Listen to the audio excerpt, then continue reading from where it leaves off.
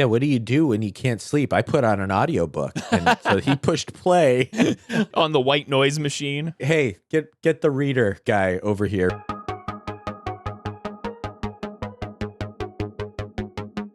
Well, hello, everyone, and welcome to the Bible Geeks podcast. I'm Brian Sheely. I'm Ryan Joy. And thanks so much, everyone, for tuning in. You know, our Bible bracket voters have spoken, and Esther is our listeners' favorite woman in Scripture, and for good reason, I think. Her story is full of daring faith, dramatic twists, and some really unexpected reversals. But maybe what's most surprising is what's missing, which is God's name. In this episode, we celebrate our Bible bracket winner, Esther, exploring how God works behind the scenes, what his hidden providence means for our lives, and how to live with faith, courage, and wisdom when we can't see what he's doing. So it seems obvious now that we are here. If you had taken a straw poll at the beginning with my kids and many of the people in my life, they would have told you, well, Esther's a shoo-in to win this whole thing. But she wasn't even a 1 seed, but it's pretty cool to end up here and have such a great character and a great story for us to discuss and learn from here as we celebrate the Bible bracket winner. I think it was absolutely appropriate. I felt like it was, I don't know, I have to say, when I walked into our Bible classes that Wednesday after she won, I realized that our young kids we're right in the middle of studying Esther. So like on all the boards and stuff, we're all like these details about Esther. And I was just like, it was meant to be. Just like she was meant to win. Like everyone was thinking about her at that moment. This story is just one of the most compelling, cinematic, exciting, interesting, just amazing stories. And I don't say that, of course, it's historical, but the way that it's put together, it just has such dramatic turns and such power. And the biggest thing, though, is, as we'll be getting into, it's a story about God acting that doesn't mention God. Yeah. Yeah. So weird, yeah. Right? Like, of all the really stories weird that totally should be talking about, and then God did this, and then God moved these people into their... Nope, not even a mention. It's crazy. It's like the author, through the Holy Spirit, of course, is putting these different things in place in a way that forces us to think about, like, do you really think this was an accident? Come on now. Do you think? Kind of like the way we look at evidences in the world, like look at fine tuning or, DNA or different things like that, and think, okay, this much design, this much careful, perfect, symmetry to things. Yeah. It can't be coincidence, right? And, design demands designer. There's it's almost like poetry. Like we see this rhyme and this rhythm in the way that the story begins and then is reversed in the way it ends and the way it all plays out and the wink, wink, nudge, nudge that the author isn't really doing, but the events themselves are. So maybe that's a good start to this conversation as we just get ready to just walk through it quickly. Yeah, let's fly through the book of Esther because it's a short book, but there's a lot going on here. I feel the need for speed. Ow! Ow! All right, so the first couple chapters here are where the dominoes really start getting set up here at the beginning of the book. And we've got Queen Vashti, who decides or is removed from her palace in this great dramatic event. And like the narrative here, like clearing the throne for somebody who is going to take over, but no one knows who's actually going to take over, is kind of like, I mean, it's just so cool to see that it's like, all right, now there's a vacancy here. Who's going to fill it? And then we get to this moment, of course, where Esther is taken. In chapter 2, verse 8, it talks about her being taken. And it's kind of an unsettling thing, right? It's like Esther is not exactly in a position where she has a lot of control here. She's she's being put into a situation. She's like not volunteering or anything. But I think the author is like quietly signaling to us that God's providence often doesn't work through circumstances that we would necessarily choose. How he's putting her into a position that is not somewhere she would have naturally been. How did I end up here? Well, Yeah, things exactly. keep playing out, and then Mordecai also. There's another domino. Him saving the king from this assassination plot from two of the eunuchs. He overhears it. He gets the message across through Esther, and so she gets maybe a little bit of the credit there, but it's all forgotten very quickly.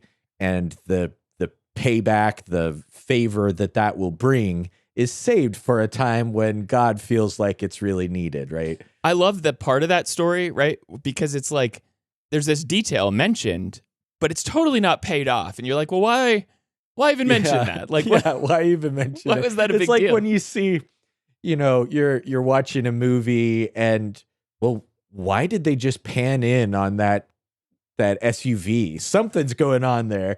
And so nothing is wasted in good storytelling, and the author here is definitely brilliantly setting us up for us to see, yep, God was doing something this whole time. So that leads into the escalation of this like supervillain that is Haman. I mean, he's like one of, if we ever did do our bracket of villains, he would be one of the top villains here, and he just keeps escalating this plot against the Jews.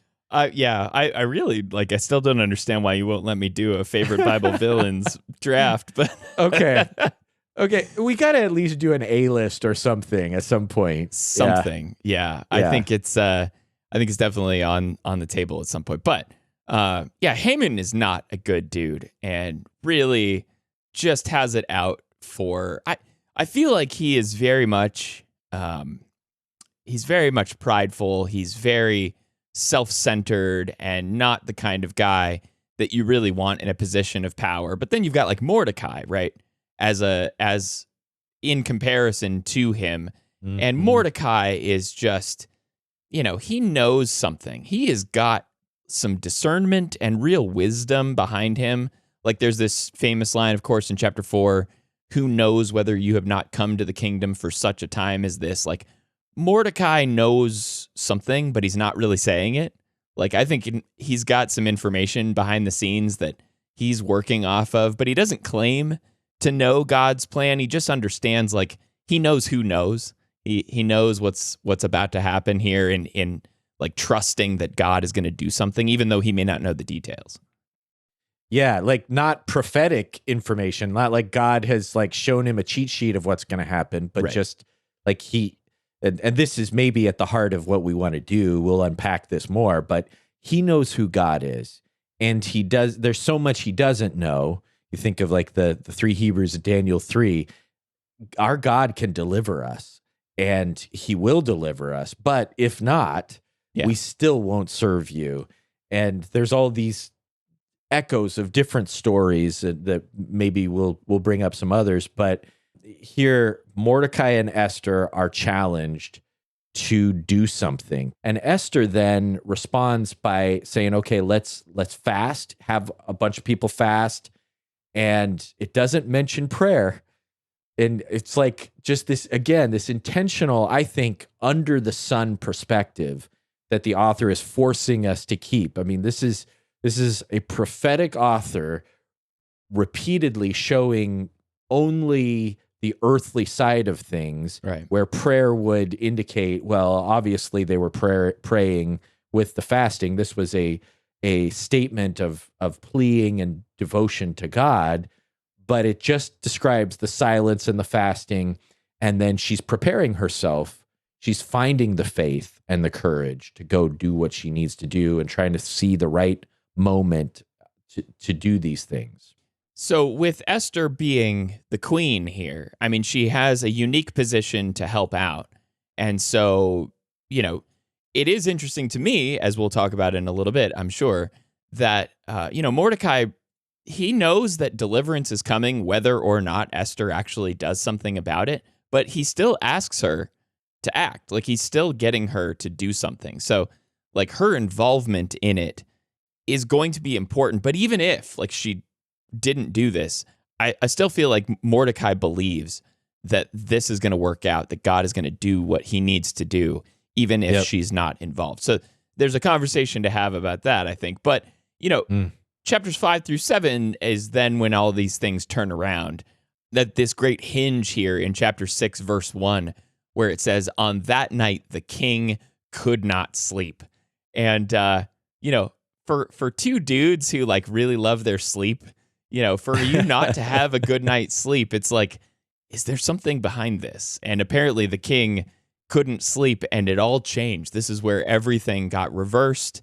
He decided to read a little bit, and in his insomnia, he calls for the Chronicles and finds out about this story that, like, of course, Mordecai was involved in, and he decides the next morning, like, hey, let's reward Mordecai for the thing that we didn't even know he did. And so, I mean, that's where everything starts to turn here.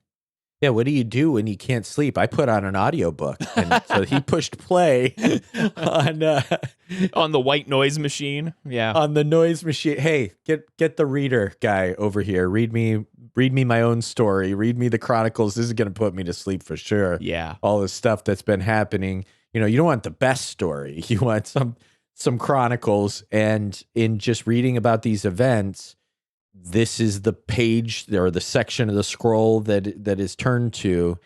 And so this starts to set up this really, darkly humorous turn for Haman, for him to have this giant hangman's pole set up, for him to be asked what should be done for the one that is that the king favors, and to think it's about him, and to describe what he wants like everybody to do to him, and then to find himself utterly humiliated, following around the man who wouldn't bow to him, Mordecai, and having to heap glory on him as he's paraded through town on the king's horse and everything. This is like Haman just wants to crawl under a rock. His wife is like, this is bad, buddy. This is not good. Yeah. I mean, it is amazing, right? Like, with all of this, with all of his words and his frustration with Mordecai and everything else that was going on, you get this point where it's like, okay, dude, you are just about to be paid back for everything. And you're starting to see it, right? You're starting to see that it's leading up to that moment here. And, like, revenge is a dish best served cold, right? He's just getting it all back on his own head. And you love to see that in these stories. But it is amazing. Like, as we start thinking about, like, this can't just be a coincidence. This can't just be a coincidence. And it's like, if this one moment here in chapter 6 where the king doesn't have a bad night's sleep and doesn't turn to that book and doesn't, hear that story, all of the links in this chain like come crashing down, or whatever metaphor you want to use. Like, everything is broken because, things don't just happen to wind up leading to all of this stuff working out for Mordecai instead of Haman. So that's where we kind of get to the end of this book here in chapters 8 through 10, where everything is resolved, and it is like, as all of, our favorite stories want to be, everything works out pretty well, actually, in spite of it looking pretty bad at the beginning of all of it. And the feast of Purim, this feast that they will continue to celebrate about the deliverance of the Jews, Pur means lot, because Haman had cast a lot for what day he would have the Jews eliminated. And even that feels to me like a wink, wink, nudge, nudge from God, and then from the author, that, hey, it's all random, right? It's all just a throw of the dice. Who can know? And yet, Proverbs says the lot is cast, but its answer is from the Lord. Yeah. And so the idea is that God what looks from under the sun, as Ecclesiastes would put it, as time and chance, well, things are meaningful in the hands of God, and God doesn't randomly just let his people get annihilated. He was at work, and he happily uses those servants who will make themselves available to him, and he knew, what he could do with Esther and Mordecai throughout it. And so the morning is turned to celebration, and there's feasting at the end that is like a much more beautiful version of the lavish, over-the-top, crazy feasts at the beginning that the king was having. And there's all this weirdness about the king is kind of he's not a bad guy. He's just kind of like a stooge throughout. he kind of, maybe that's too strong, but he has, his hands are tied by his own decrees. Yeah. He keeps tripping over himself. He likes Esther, and he likes the people that are good to him and loyal to him, like Mordecai. But, he's just advised by everyone to do these ridiculous things, like, bring in all of the virgins from all over, like way over the top. You act like you have a lot of power, and in some ways you do, but it's all ultimately in God's hands, and God has placed these authorities here.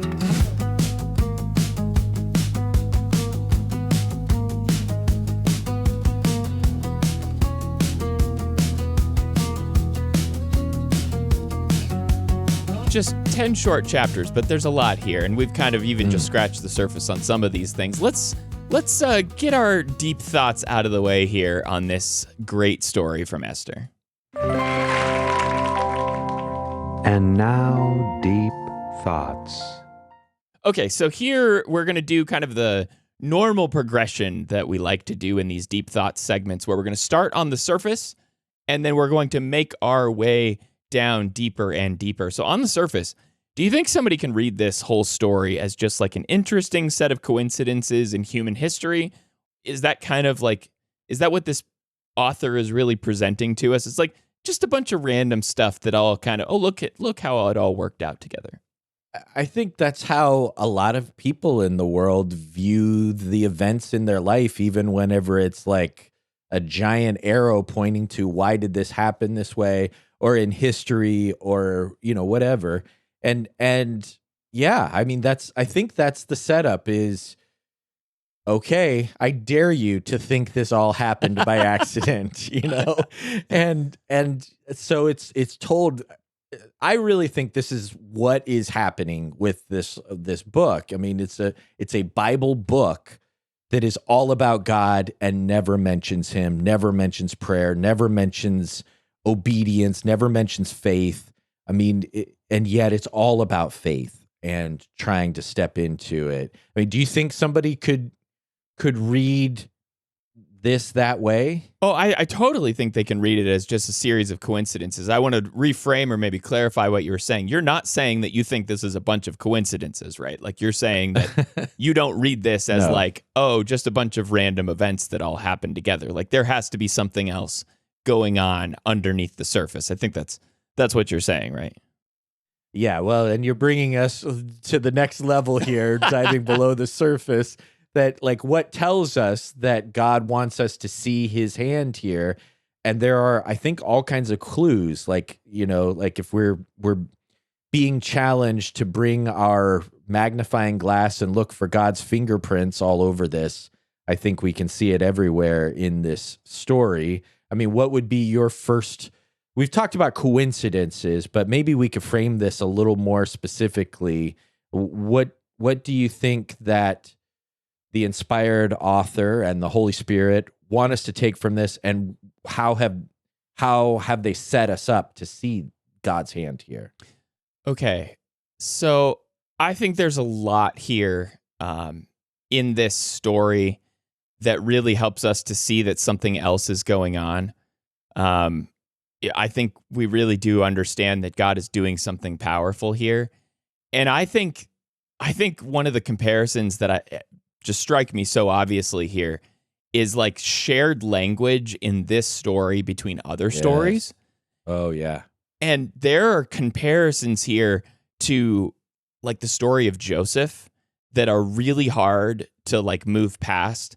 As you start to read Esther and Esther's story, you start to see how like there is this really deep connection to what is going on in the story of Joseph. And more specifically, like when you get to this point when this signet ring is given to Mordecai, and you see it being given to Joseph from Pharaoh, like this should be as you're an Old Testament reader, as you're a Jewish reader at the time, like you're reading these stories and you're like, is this about Joseph or is this about this guy Mordecai? Like, are you seeing a connection here? And I'm seeing that, like, obviously that what the author is wanting you to see is a story where you absolutely 100% know that God was bringing about these things for good, even though the brothers meant it for evil. You know that in the story of Joseph. It may not need to be said here in the story of Esther, but because you can see the shared language and you can see the shared, comparisons here, this Israelite who winds up going into a seat of power and, becoming such an important figure in this foreign nation, really unknown and kind of a secret Israelite, behind the scenes saving the people. It's like, hello, this is the story of Joseph. And maybe this was in that first book that we gave you. Yeah, exactly. And so I think for a lot of the readers, even though God's name isn't mentioned specifically, it should just be ringing so many bells. It's like, oh yeah, I see what's going on here. Yeah, the words even within the book that are paralleling from the beginning to the end, and these rhyming events that I was kind of, to use my poetic metaphor, in the beginning and the end, there's these just bookends within bookends within bookends that play their way down to this central turning point that are just reflecting each other perfectly. This avalanche of reversals from Haman being honored to humiliated, Mordecai being forgotten to exalted, the death decree and deliverance. And there's this phrase, I think in chapter 9, the reverse occurred. Yeah. And it's this, just, that's like a good summary of the book. Reversal, which is a major theme throughout the whole Bible, that those who exalt themselves will be brought low, those who lower themselves will be brought up. I mean, Jesus talks about this. It's in James and Peter. It's in, it's in Hannah's song back in 1 Samuel chapter 2, that this idea that Haman and Mordecai become a living parable of. Yeah, I mean, the fact that God's name isn't mentioned here is also, I think it's telling, right? Because they're having to figure out how to live everyday life in difficult circumstances without knowing that God is right there involved, or without like it being explicitly stated.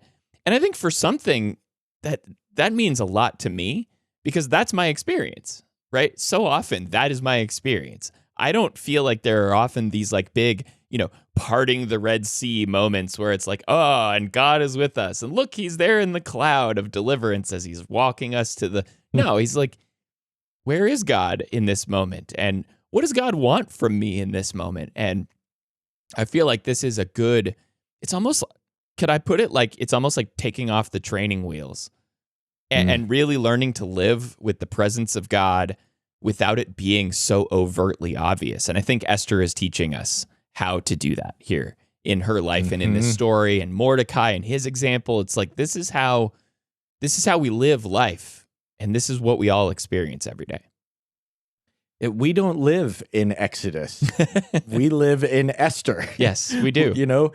This is what it looks like, is God isn't saying, okay, and now I'm going to send an angel over here, or, and now watch what I do next, and here's why I'm doing it. We live in this place where he might seem absent sometimes, especially as things get dark, and it seems like, all the world is framed against us, which is what it must have felt like, living in chapter 4 of Esther. And as things are mounting, and the worst person you can imagine, a literal enemy of, an Agagite, this idea of like, why do bad things happen to good people? Why do good things happen to bad people? Think about the exile situation. Maybe you could talk about this for a moment, how here we're like 100 years removed from the fall of Jerusalem, and things are not as they always were. And God's people have to be like trying to make sense of the silence and what God has done and allowed his people to go through. Well, yeah, I mean, I think that's really the focus of what we're talking about here is like living inside of this story. We're off in the middle of this sea of people who don't believe in God and don't see what we see, and they don't view things the way we view them. And that's where Esther was, when she was in her exile there. And I think he's teaching us to trust him. And, because of our conviction, because of our faith, even though we can't see, because of our fasting, because of our awareness, the fact that we've decided that we trust God, even though we can't see what's going on and why we should be trusting God in this moment, maybe. I think for all of us, like, it reminds me so much of Job, right? Like, why does Job have to go through this suffering? Why does he have to go through this difficulty? Yes. So often, like we view difficulty and temptations and trials as the negative thing, but it is almost always God's sharpening ability on us to make us who he wants us to be, to strip away what's unnecessary. And boy, like for so many times in my life that I've gone through difficult times, not that it was fun, not that I loved it, not that it was like, I'm going to hold it up as like, yeah, you all should go through this too. But I can always see benefit and blessing in having gone through difficult times. And I'm sure that that's what the exile was for the remnant who would eventually return. Like, boy, I mean, that was a time that really told us who we should be and who we should have been all along. But like, I think he's teaching them a lot, and putting myself into their position, I can see why this is really a good thing being in this difficult situation they're in. Because the story lets you see God. If the whole story didn't play out, if there wasn't conflict, then there's no rescue. Right. And there's no opportunity for faith and courage and obedience, and and all of the virtues show up in the challenge and in the trial, and they get refined, as you're saying, in the trial. I mean, the exile is really where the Jews become a much more devout and clarified people in their monotheistic just devotion to Yahweh. This is how God allows us to become who we're meant to be. And comparison to Joseph's story, right? Isn't that exactly like there was a purpose for the people being in Egypt? There was a reason why they were there. And yes. God knew what it was. The people didn't quite realize it at the time, but like, they were driven to Egypt because of the famine. And so that's where they stayed and just exploded. Like they became a people there. And how amazing is that like, God led them there in that time of difficulty so that they could grow and then come out of that on the other side just so much better. I mean, he obviously had to put them through some difficult times to like squeeze them out of Egypt and like get them wanting to go back home or whatever. But like, we see that being a time of encouragement for them and a time of blessing for them. And I think God can do that even today in our difficult times. So I love the story of Esther. I think, this has been helpful to kind of think through this stuff. And I find myself being in Esther's story way more than I thought about, when we first started this episode. It's like, that's where I live. That's where I'm at right now. Yeah, and you set up the question of like, hey, maybe there's more to explore about this idea that Mordecai says, deliverance is going to come from somewhere. Yeah. And it's going to come from you, or it's going to come from somewhere. Who knows? Maybe this is why that weird circumstance that threw you into this place happened because God wanted to use you in this way. And so that, I think that tension, as you're sort of bringing us into this application mindset, how do we live in the who knows? How do we live in that while being both purposeful and faithful and trusting that God is acting? You know, he knows God will act. He doesn't know how he will act. And so the confidence is rooted in God's character. But he also recognizes that I'm living on one side of the curtain here, and I don't see, you know, all the things that are, I don't know the blueprint. I don't know the timeline. I haven't read this play before. So I'm trying to figure it out. Isn't that kind of what God tells Job, right? In his response to Job, it's like, do you know? Do you have the answers? Do you have the blueprint? You know, and for like chapter after chapter, just like, you know, bombarding Job with these questions of like, you don't know. Of course you don't know. And really, you know, I think for me, you know, you get to stories like Philemon, you get to stories like Job and all of these kinds of comparisons where it's like, I don't know what God is doing. I have no idea.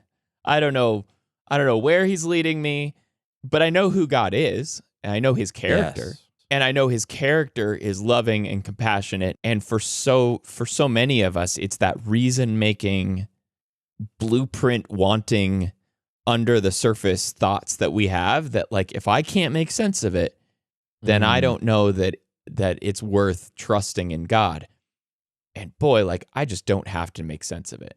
Like, certainty is kind of a booby prize, you know, like it's like a certainty sounds like it's the thing that you want is, I know exactly what's going to happen. Yeah. But that's not exactly what faith is.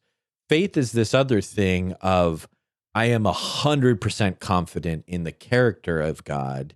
I do not know. I might die. I don't know what's going to happen, but I trust him, and I'm going to pray to him. I'm going to try to act faithfully to him, and I'm going to live in a certain kind of confidence that says, I don't know why these things are happening, but I know God is going to do the best thing here. He's going to deliver his people. He's going to do good things throughout all of this. And it's, you know, we walk by faith and not by sight. And, you know, I think about Daniel purposing in his heart what was the right thing to do, or like Moses, you know, Hebrews 11 talks about how Moses didn't choose the pleasures of sin for a season or something like that, but you know, he acted in faith. Yeah. And that's really what, in some ways, Mordecai does, but mostly what Esther does in her faith, which is a little different than courage, or just like we might normally define courage. It is, if you, as I do, think that Esther is acting in a consciousness of who God is and a desire to be faithful to him, then you have to say she is doing what she has to do in stepping into the plan of God. That's a little bit different, you know? It's like, okay, I am part of a story that God is writing. I'm going to do what I'm supposed to do. Yeah, to see ourselves as part of the story is just maybe the best reframing we can give to our thoughts, is like, not that we've been forgotten or not that we've been abandoned or whatever, but like, we're just part of God's story. However he wants to use us, we are a vessel for his use. And, you know, just that reminder could make all the difference in just reframing the way we think about things we just don't understand.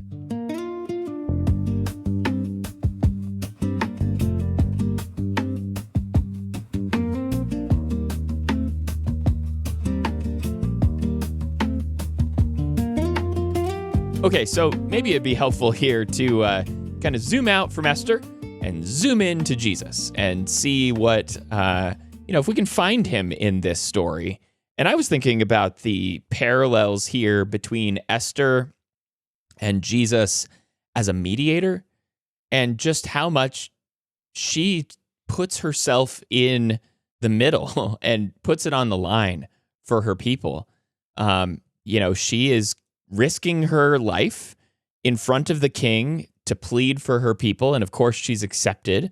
Her people are spared, as the great story, that we've been talking about tells us. But then I think about Hebrews chapter 4, how the Hebrews writer says, "Since then we have a great high priest who's passed through the heavens, Jesus, the Son of God. Let us hold fast our confession, for we do not have a high priest who is unable to sympathize with our weakness, but one who in every respect has been tempted as we are, yet without sin.